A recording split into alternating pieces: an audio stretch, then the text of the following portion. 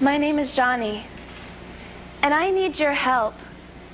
I'm 15 years old, and I'm dead. But I don't want your pity. I don't need your pity. First of all, let me tell you a little bit about myself. I was born 15 years ago in a small town. My dad said my mom cried when I was born, although I never really understand why. When I was 5 years old, I remember sitting by the big picture window in our living room, watching the other children playing across the way. And sometimes I'd smile, and I'd wave at them.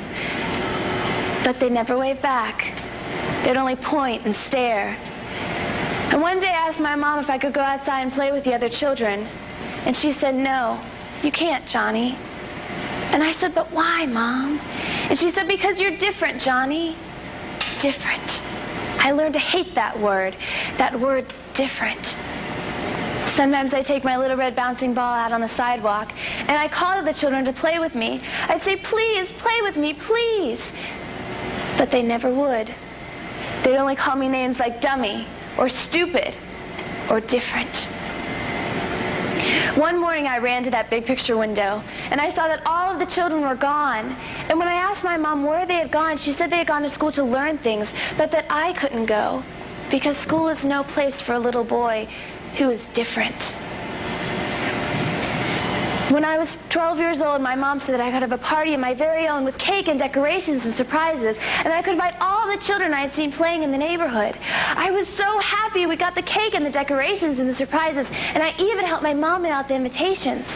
Well, the day finally arrived, and I stood at the head of the table, and I put on my funny party hat, and I was so proud because I was 12 years old, and I was having a party, and everything was so beautiful. Well, it was dark before I realized they weren't coming. So I took off my hat, and I sat it on the table. And then I began to cry. And I looked at Mom, and I said, "Mom, I hate different." Daddy was ashamed of me, too. He never showed me off to any of his friends. He was ashamed of his little boy. But he did do one good thing. On my 15th birthday, he bought me a big shiny red bike with a bell. And every morning I'd go downstairs and I'd shine that red paint until it glittered. And one morning my mom said that I could bring my bike upstairs and show it to the other children. So I brought it upstairs and took it out on the sidewalk. And I began riding. And I called to the children. I said, "Please play with me, please. You can even ride my bike if you like. Only be very careful because I wouldn't want you to scratch the red paint or break the bell." But they just pretended they didn't hear me and kept right on walking. But I was determined this time, so I kept right on shouting.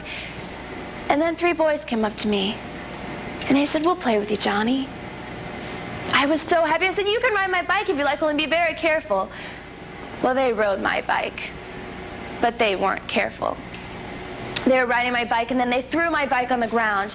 And when I called to them to stop, they began breaking my bike into pieces and scratching off the red paint I'd been so proud of. They began to pick up my pieces of my bike, and they ran into the woods by our house. Well, I had to chase after them, and that's all I remember, really. They say when they found me, I had the bike bell in my hand, and they had to take me to the hospital. And it was there in that place that I learned another word for different. They were talking, and they said, "Poor little kid. Too bad he's mentally retarded." Mentally retarded. Contained in those 2 words is hopelessness, pain, and rejection. Johnny's story is a true one, and I, as a small child, heard his story, but I was deaf to the plea he was making. A plea that is laughed at, a plea that is ridiculed, a plea that is muffled by a mask made up of ignorance, a mask more commonly known as mental retardation. Mental retardation is not a new affliction. You can't catch it. In the years before Christ's birth, the Spartans would drown their mentally ill. In the medieval times, they were employed as court jesters by intelligent people who found ironic humor in their ignorance. In the Dark Ages, they were considered possessed by the devil. You may laugh at these ideas because to you they are futile, but to me, they are not. They're only modern-day variations of the concepts of mental retardation.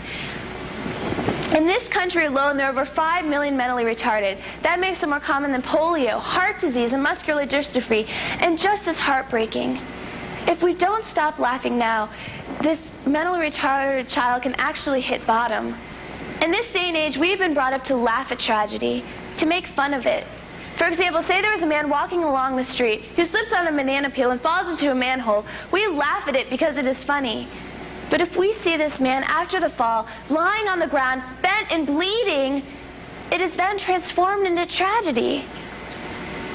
Every single time a mentally retarded child comes into this world, it begins that fall to tragedy.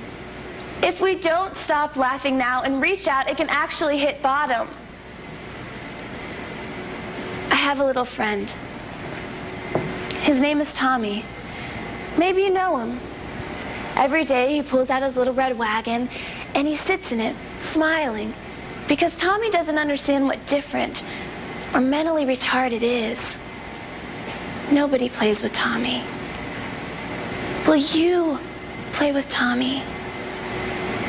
Reach out, take his hand. Unlike the many other social diseases mental retardation is compared to, it is not contagious. You can't catch it. Tommy cannot spread his affliction.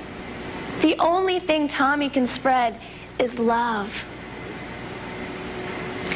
Please, reach out, take his hand. Believe me, it's not easy being different.